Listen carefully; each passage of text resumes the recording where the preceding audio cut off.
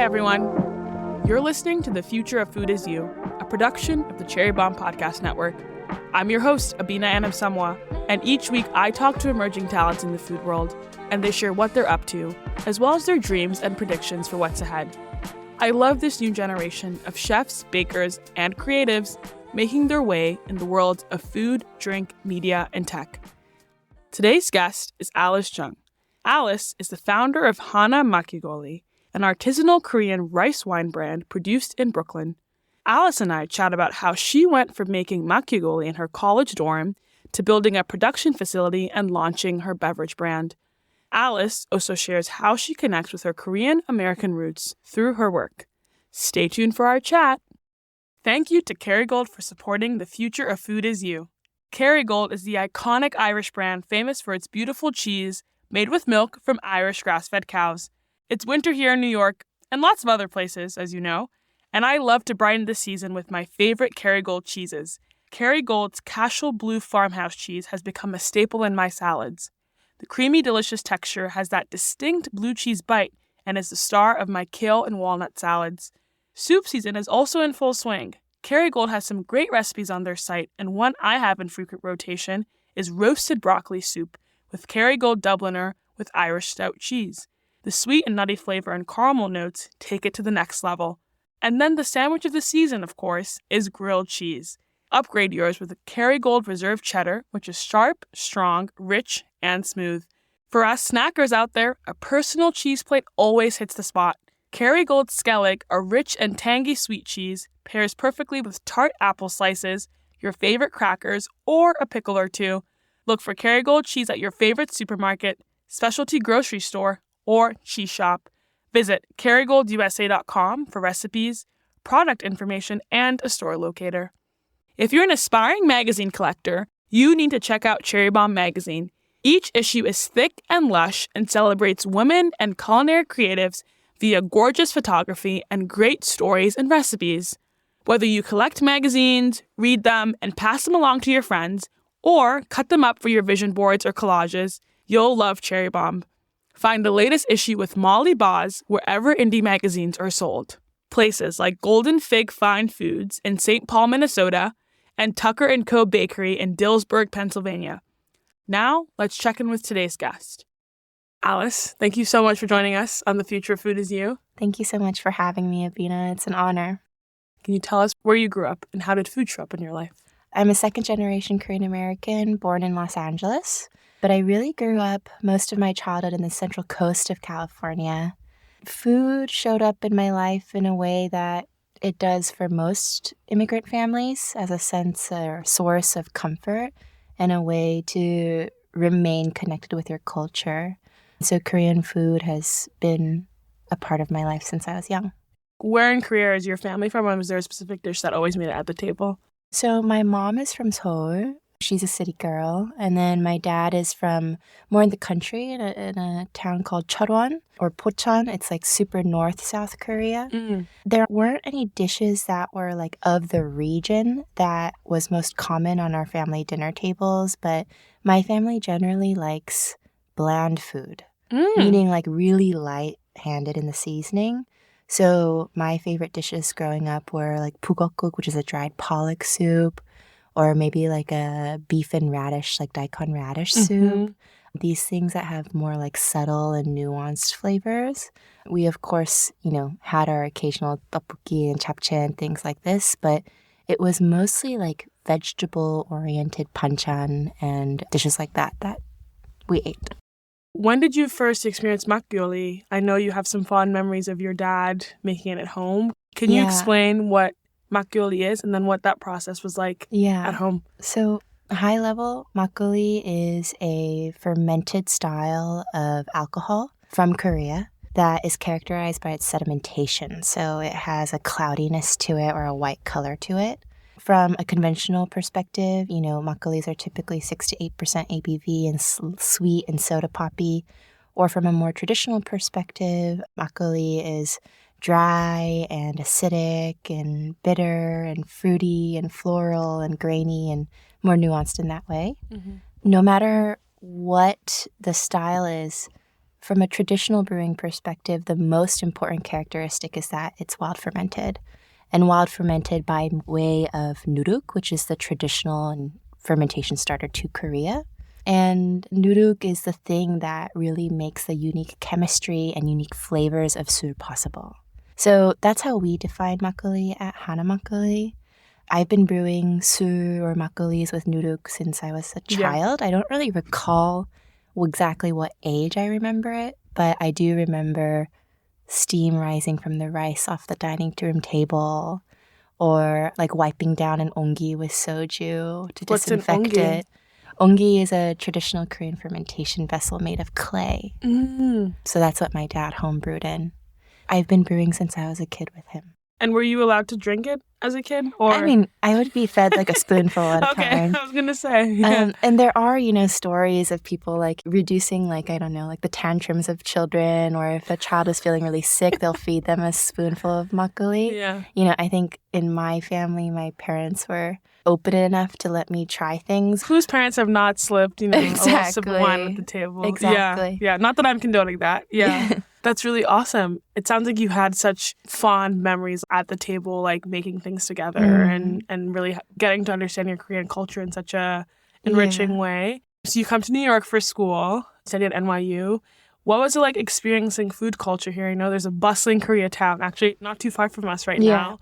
And were there any favorite spots that you remembered? Yeah, so I went to NYU's undergraduate school of business called Stern. That was 2011. Graduated 2015. I studied operations and management, which is essentially like stats and business review cases curriculum. Being a college student in New York, especially from rural California, was not exactly easy. It's a culture shock. It is a culture shock. And the way I dealt with it was by really staying within the NYU campus area, which is almost entirely all of downtown. But my favorite spots and really the places that I could afford to eat and my more frequent meals was like the udon soup from M2M. If I felt a little splurgy, I'd go over to Red Bamboo and try out their vegetarian duck and things like this. I was vegetarian at the time. So I mostly kept to restaurants around the NYU campus and places that offer vegetarian meals. I do remember that A Street, the Broadway halal cart guys, found me kind of annoying because I would order chicken over rice without the chicken. I was obsessed with the taste of the rice with the lettuce and the tomato and things like this. Did you get the hot sauce and the white sauce? Yeah. It would taste really good. Yeah. So those were kind of the spots I hit up as, I guess, a college student. Another kind of like splurgy thing that I would do is ramen was really kicking off at that time in the city. Ramen, momofuku. And like ippudo and ototo and things like this. So I would frequent those kinds of places as well. You missed home a little bit, so you're also brewing some wine in your apartment. Very, very cost-effective way.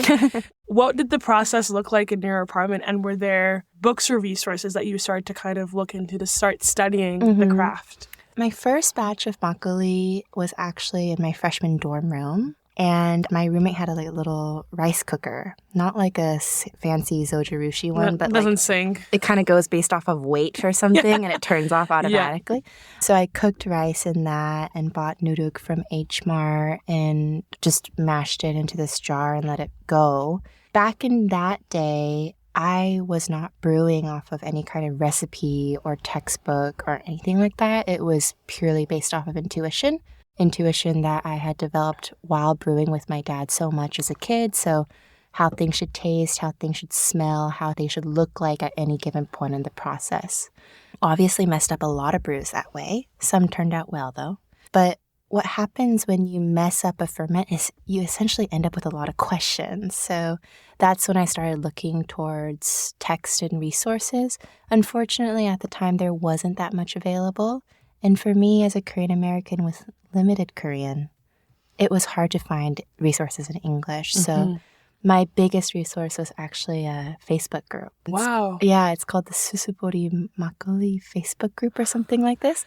How And adorable. it's a, small but mighty and really collaborative Facebook group of homebrewers across the country, started by people in Korea and contributed to by people all over the world. And they would post, blogs about how their homebrews went or recipes and, related kind of research pieces and things like this. So that's mainly how I started to build my technical knowledge.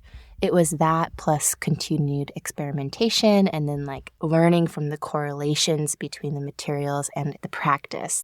So when you say a ferment goes wrong, what does it mean? Does it taste too sour? Does it taste too bad? I mean, there's so many ways a ferment can go wrong. Purely based off of flavor, brews can be highly acidic or can have off flavors like acetone and things like this. But those are mistakes that happen at the later end of the process. There's so much more that can go wrong at the beginning of the process or midway through related to weird growths, bacterial infection, things like Quality this. of the rice. Quality of the rice, Yeah. the way you cook your rice, whether that went well or not, the quality of your water, et cetera, and temperature, which most homebrewers don't have access to temperature control. So these things were challenges, but I was brewing so much by that point that luckily I would overcome them fairly quickly. Yeah. How were your roommates / friends? Were they your taste testers initially? Were they familiar with Such and Makgeolli? Yeah, so most of my roommates are really, really supportive of my homebrewing practice. That was until 2016.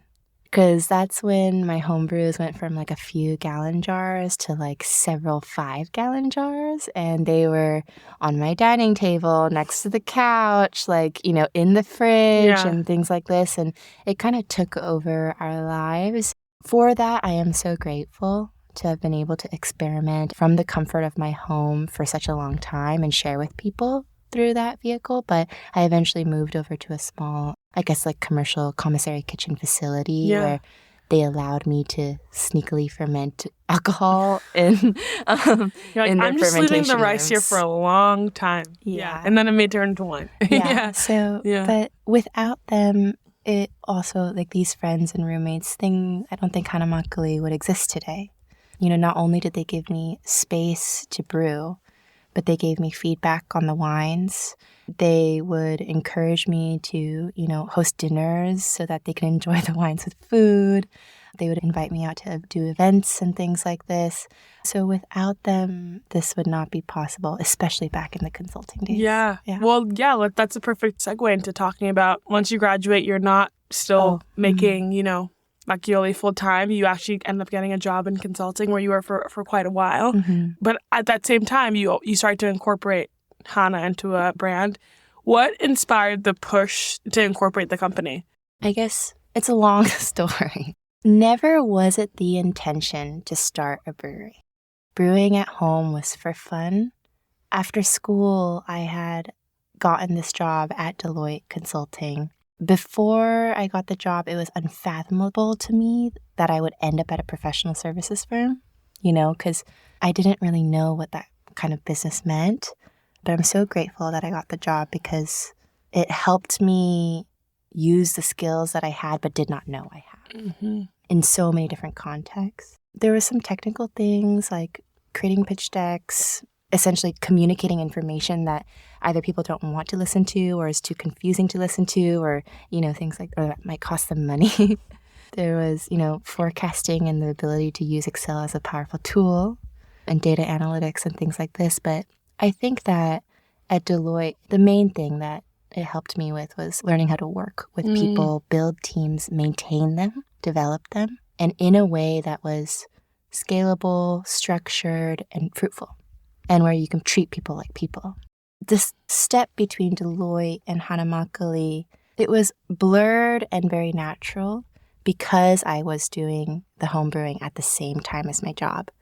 Back in the day, pre-COVID, consulting meant traveling Monday through Thursday. And so I would leave Monday morning, work, come back Thursday night, go straight back home and start a home brew, go maintenance the other ones, take tastings and write my observations in my batch trackers back then, prepare the brews for my next week's leave, and then do it all over again. And then on some weekends, if I had an event or a class or some kind of party, I would filter and bottle the wines as well. So you were hosting events and parties and classes as well. What were your classes about then at that stage? You know, it's so crazy. The first makings of makgeolli class that I did, which is a class that we offer at the brewery now, was at the UN.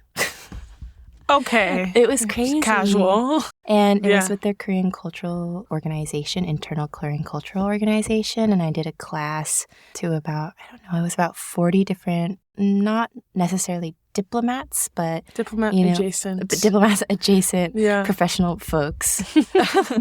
And talk them through the history of the category, how things are made, and we tasted my makgeolli next to more conventional styles of makgeolli.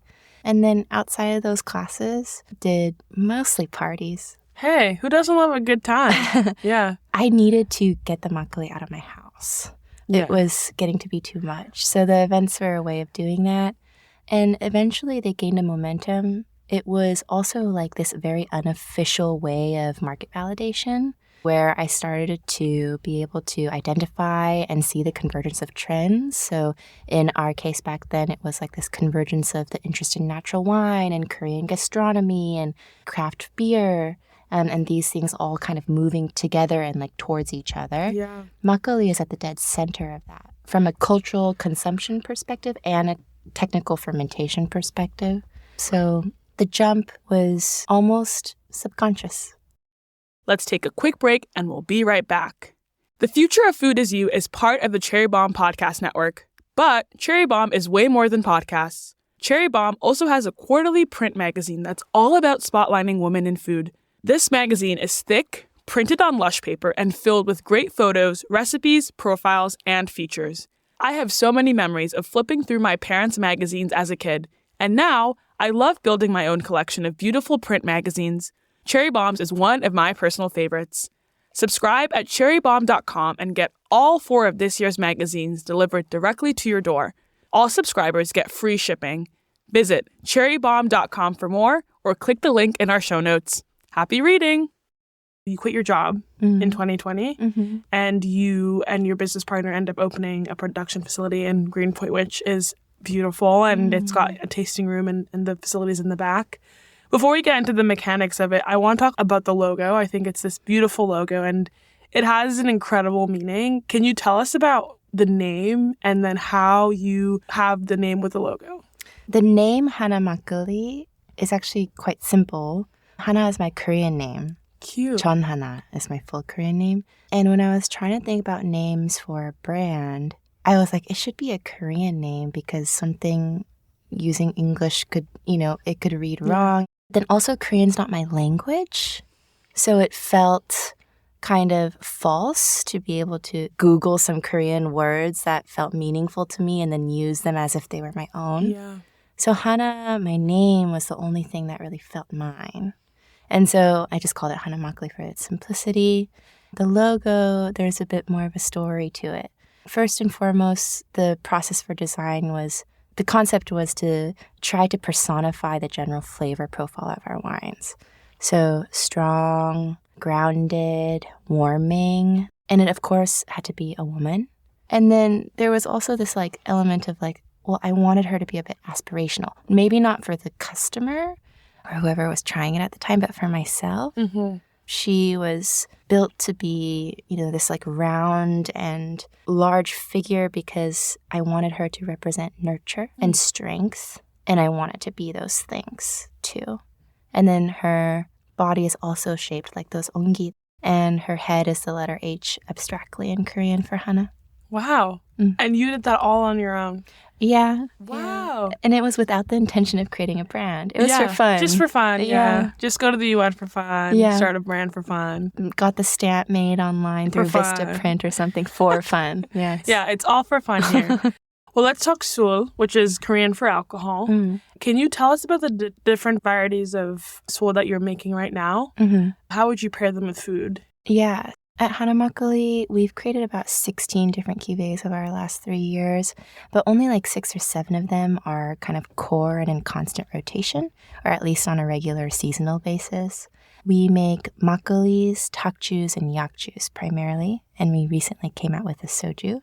By makgeolli, I mean sedimented and under 10% ABV. By takju, I mean sedimented and above 10% ABV. By yakjus, I mean clarified styles. And then by soju, it's a distillate. When it comes to the takjus, those are our first introductory wines. And the takju 16 and the hwaju 12 were our first 2 products. The takju is rich and heavy-bodied and intensely floral and 16% ABV. It has similar kind of nostalgic qualities that most people know from makgeolli, especially because the conventional styles that are a bit more available are fruity and sweet, but is not made like those products at all and made more in a traditional and natural way. The hwaju 12 is similarly made with the same rice and the same methodologies as takju, but it's designed to be lighter and drier, a little bit more acidic. And we ferment that wine with closed yellow bud chrysanthemums and hydrangea tea leaves. So it has floral undernotes too. And the botanicals are added directly to the mash. Like that is not extract or purees. They're added directly to the mash to co-ferment for the last week of fermentation. So that is more of a botanical style of wine. And then our yakju is our it used to be our one clarified style of su. That feels a bit more familiar, especially if people know sake, but such a broad flavor profile, more focus on like a depth of grain or a grassiness rather than like a fruitiness that most sakes are known for. And it also has a healthy amount of lactic acidity, so it makes you salivate and it feels kind of salty. So it'd be nice to eat with like something like a big piece of protein or something. Like could you do it with a steak or pair of a steak? The yakju is something that I think pairs better with like lighter, simpler dishes, like a fish, the more vegetable forward banchan dishes from Korea. But my favorite thing is like literally dumping it into an oyster. Wow, for that brininess. Yeah. And I mean, it has to be a briny oyster. It can't be a fatty oyster because it's a weird combo that way. But dumping it straight into an oyster and shooting it is perfect. Wow. The hwaju, that chrysanthemum hydrangea wine, like ginger steamed fish, any kind of like labne with za'atar kind of situation. Anything herbal is really good with the hwaju 12. And then the takju 16, it's our flagship su. It's probably the most popular wine that we make. It holds up to the flavors that are more powerful in Korean cuisine, like kimchi and gochujang, and the dishes that use those ingredients. But also, it's our savior when it comes to like ultra spicy food. Yeah. You know, my favorite pairing is like super spicy northern Thai food or Indian food. Yeah, because I guess that like it's got a little bit of a fizz situation It too. does have a fizz. Yeah. There's this lactic acidity that kind of like strips your palate clean when you're dying from the spice. And then there's a little sweetness to it as well, so it helps balance things out. I want to talk a little bit about when you finally went to that production facility, how did you decide on building, like were you able to find the machinery to build and like be able to produce Makgeolli and all these other varieties at scale? First and foremost, I'd like to mention that the jump between the passion project that was Hana Makgeolli and the brewery would not be possible without John Lim, my business partner. I founded the company, but he joined pretty closely after and really helped me bring to life what Makgeolli could be, especially in our context. He is the one that encouraged me that because we had no blueprint, there was no other Makgeolli brewery in the States at the time. There was a couple before us, but they had all fizzled out in some way, and they weren't necessarily like larger volume businesses. So he encouraged me, despite the fact that I had no engineering skill or experience, I did have brewing skills. And because of my experience as a consultant, I could figure out problems. So that's kind of how I approached the engineering end of it. The result was we borrowed equipment from different applications. So our rice cooker is actually a steamer that's used for dim sum. Or like an industrial steamer, not a cabinet steamer. Not a little bamboo steamer, yeah. You know, we could steam 200 pounds of rice in it at a time, and everything has equal layers, and the steam just covers everything. There's no overcooking or undercooking. It's perfect. I found it by Googling it. And then the grinder is for more like rice cake factories where they need to make rice flour. So we pulled from other applications. And then when it came to the actual like equipment itself, like the tanks and stuff, that was a bit more of a challenge. So we had to do custom fabrication. The unique thing about rice wines, rice is an extremely gelatinous grain. So being able to move and work with it is incredibly difficult when it comes to agitation and pumps and overall design. So I had to find the right fabricator that was patient enough with me to be able to like hypothesize what our systems could look like and design them with me. I mean, obviously Makgeolli is made at scale in Korea. Were you able to, find resources from were there any trips that you took? Was there any travel that you did to sort of help bring, authenticity to the process? Yeah, absolutely. Since college and while running the bootleg operation that was Hana Makgeolli, I went to Korea several times. And each trip was, of course, spending time with family, but learning more about 술. And I visited breweries that were, larger scale and conventional styles of makgeolli to like multi-generational small batch kind of brewing. And frankly speaking, my heart was more interested in the latter, right? I was more interested in the flavors and textures and stories in the traditional styles of brewing. But I knew if I was actually going to do this, that it needed to be able to scale. And it wasn't that we looked at larger scale breweries in Korea as an example of what to do. We actually use an example of what not to do. Interesting. We realized that if we want to make brews that are traditional and respectful of the history of the category, then we would have to design systems of our own. Because the more modern conventional methods of making use processed bleached flours from wheat and tapioca and things like this, a totally different starch from rice, from its properties. They don't ferment with nuduk necessarily, so it's a completely different industry. That being said, it helped me make a clear decision that we had to make our own processes, we had to design our own equipment, and that we had to make that investment. Yeah. That was a big win. Have you found support from any other female founders or distillers who aren't necessarily working on Korean products, but are also doing things in this artisanal, small batch, sustainable way? Absolutely. I think that when it comes to women in Bev, there's very few of us, but we will find each other no matter what. My most recent collaboration with Matchbook Distilling is a great example of that. Leslie Marinoff, who steers the ship at Matchbook Distilling, she's someone that has been working in the industry for a long time, has built Matchbook up to an incredible level of growth.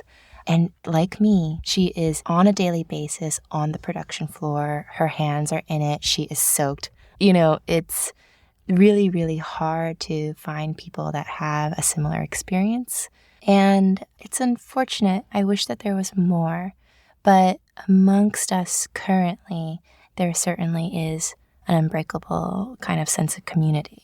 I don't think any of us would be able to stay sane without each other. Yeah, you need your emotional support. Yeah. Distilling dames, so to speak. Distilling dames. I do love alliteration.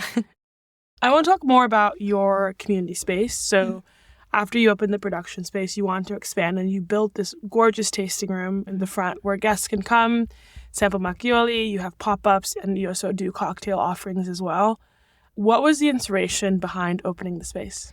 Deciding on the space, first and foremost, was a difficult one. We are so niche, so we needed to find something small. But then we're so niche that we needed a space where we can invite people so that we can have one-on-one time with them. When we found our brewery in Greenpoint, we're on the eastern part of northern Greenpoint, where it's really industrial and no one really goes. It was 2,500 square feet. It had been abandoned for 7 years. There was no natural light in the building, but we knew that, one, the space had just enough square footage where we could grow. Our lease was 10 years, so we could grow within those 10 years if needed. And then we can have a small space to invite people. The reason why it's important is because makgeolli, like so many heritage-based food or bev products, is social, and there's culture and customs like deeply embedded into the products. There's a certain way you want to enjoy it so that it is at its ideal. And we have so many Korean restaurants in New York now. There wasn't as much back in the day. And still to this day, there's no like chumak. Chumak is a term in Korean for like a cavern bar, tavern. Where's the Korean dive bar? Something like this. And it's in this context that you want people to try makgeolli. And you want them to sit there for a long time, be eating with food. And then another thing about makgeolli is that it's not really precious in its consumption. So like with distillates or even with sake, it's like you typically drink in small glasses. And makgeolli you drink out of large bowls. So it's a different feeling. And we wanted to be able to create a space dedicated to that feeling. Of course, there's also like the benefit of having one-on-one time with your customer, being able to collect feedback, being able to educate in the way that you want to. For all these reasons, this space was really important. How has it been working with chefs and creating menus and pop-ups around beverages? Because Hana Makgeolli started off as this pop-up, right? Our first pop-up was actually at Hanjan back in 2016, Hooney Kim's restaurant. And that was when we weren't officially commercial. And he took a chance and paired our su with the food. And because of that experience, I wanted to make sure that we utilize our space to give opportunity to other chefs and creators. So that was like one big motivating factor. Another important aspect of our pop-ups is showcasing, of course, talented chefs, but also how our su pairs so well with so many different styles and cuisines. The versatility of the su and the case that we make for it is something that I'm really proud of. And the pop-up series that we've been doing for the last year and a half is our primary way of showcasing that. Of course, we have incredible accounts, restaurants and bars that carry our products and apply it in different ways, but being able to do it in-house with someone that's up and coming, someone has ambitions that are similar to our own when we first started, that's really special. Do you have a dream, chef or artisan that you'd love to have come in the space and do a pop-up tasting menu? We're huge manifestos on the podcast, so. I mentioned that my favorite pairing with Takchi 16 is Northern Thai food. I hope that we can do a pop-up in the tasting room with Ugly Baby this year. Yes. On like a more broader global scale, I'm a big fan of Baek Jong-won. He is like the Anthony Bourdain of Korea and has an incredible show on Netflix called Baek Spirits, which is all about sur actually. Okay, cool. And the editing is wild, and I hope they do a season 2 and they shoot at Hana. Wow. Okay, amazing. I can't wait to see. And obviously, we talked a little bit about your trips to Korea and how they were really great in letting you firm up what you want to do with the brand. How was it, though, traveling there, and how did traveling there help connect with your Korean heritage? And how did you feel like it helped you with your identity as a Korean American? Yeah. I think growing up in California, people kind of see everyone from California as generally progressive, and it's a very diverse state. But when you're from rural areas, it's not the case at all. I actually really struggled with my Korean identity, rejected it at times. And it wasn't until moving to New York that I started to become comfortable. But sur and pursuing sur and having it be mine, it gave me confidence. I was proud to be Korean because of it. And when I went to Korea, it also was the thing that, because as a Korean American, to Koreans, you're the outsider, right? So sur was still a tool for me to then connect in that reverse way in Korea as well. Because I was so interested and familiar with traditional styles of sur, I think I'm more welcomed there than I would have been if I was just, not interested in the culture at all. Yeah. How's your Korean now? It's all right. I'm practicing. Bit by bit. Yeah. It comes out better when I'm angry. I totally identify with you as a third culture kid or a cross-cultural kid, where it's like, you grew up never being enough, and at times, again, depending on your environment, felt like you had to reject some part of your culture. How do you hope that your work with Hana Makgeolli inspires other cross-culture people who are trying to build businesses that are rooted in their heritage of their ancestors or their families? Yeah. I hope that Hana Makgeolli can work as a blueprint for them. That's not something that I had at the time. And there's still too few of us. Hana Makgeolli, I hope it gives people hope that they too can also make investments and a discipline and a serious practice and a brand and everything that comes with having this kind of company. I hope that they can do it too. I got this question on a panel recently. They were like, you're so passionate about Korean heritage cultural products. Why don't you make other heritage products from all over the world? And I said, I think I'd rather have people from those cultures make their own heritage products. And I would never dare to kind of do that for myself, because it's really important that we claim things as our own and make sure that it stays that way. That's not a case against diversity, obviously. Authenticity. Yes. Yeah. I'm curious to hear how you think about Hana Makgeolli in this Korean food and wine landscape. I think we've seen this incredible renaissance for Korean food in America. You know, we have Eric Kim with Korean American and his incredible, I feel like he's the reason gochujang is like a pantry staple in my fridge. Korean food has now just become part and parcel of American culture in such a beautiful and refreshing way. It's not just, you know, Korean barbecue. It's all these other things. How do you hope to see Hana in this Korean food landscape? For Hana Makgeolli, I hope we get to and continue to lead the movement that is food and the integration of it into our everyday lives. You know, in our last 3 years, I think we've proven that makgeolli can be drunk on any occasion and paired with any food. It doesn't even have to be drunk normally like a wine. It can be cocktailed with. It can be incorporated into dishes and desserts. And there is so much versatility to it and endless potential when it comes to kind of adoption in the US market. Because the way Hana talks about our products and our methodologies, it is very educational. And I think has been and will continue to be a very refreshing contributor to the overall discourse within F&B when it comes to any kind of alcoholic products as well. Are there any dream people that you'd love to try? Hana Makgeolli. Steven Yeun. A Korean American actor? Yes. I've been a fan of Steven Yeun since The Walking Dead days. Oh, OG. Nice. And I'd go crazy if he came to the tasting room. My team is equally obsessed with Sandra Oh. Another Korean mother. These people, if we don't view them as celebrities, but as people, these people have deep connections to products like makgeolli because of their culture and their backgrounds. And outside of like the fantasy of it all, I hope that by sharing makgeolli with people like them could also give makgeolli a bigger platform.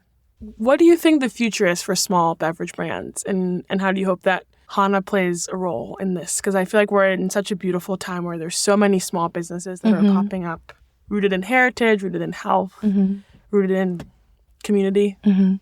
For small businesses in the future, especially small businesses that are like ours that represent some kind of heritage product, I think it's time to make big money moves. You know, I think it's time to invest in some vertical integration, be able to have your hands in the manufacturing of your own products, making the necessary investments to do so and the R&D to do so better, and leveling it up. It's, of course, really important to share an authentic and genuine and heartfelt story. But I think to be able to pierce through how saturated the market is these days, you need to show a different level of commitment. Big Money Move is my way of saying, hey, it's time to dive deep and gain mastery of your craft. Wow.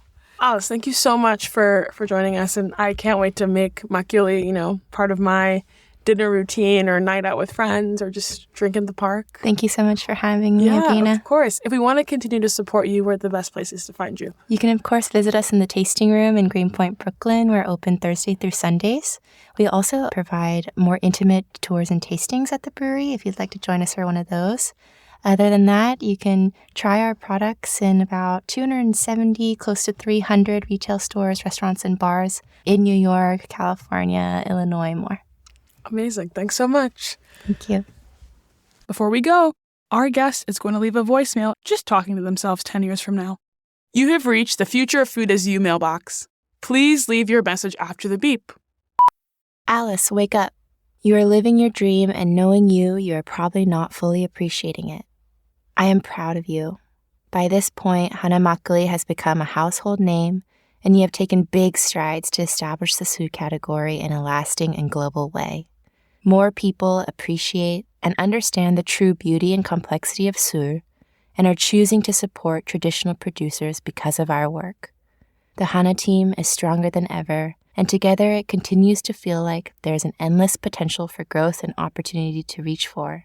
And you finally created what you yourself needed back in the day, a global coalition of Su producers that share resources, fund research and development, advocate for regulatory recognition and changes, and support each other's launches and new releases. This is the path forward, and you've helped forge it. I hope within this that you have found more time for yourself, that you are actively choosing peace and feel a bit more grounded. Remember, the community that supported you and that you give to is all that anyone really has. That's it for today's show. I would love for you to leave a rating and review on Apple Podcast or Spotify or wherever you listen to our show. Thank you to Kerrygold for supporting our show. The Future of Food Is You is a production of the Cherry Bomb Podcast Network.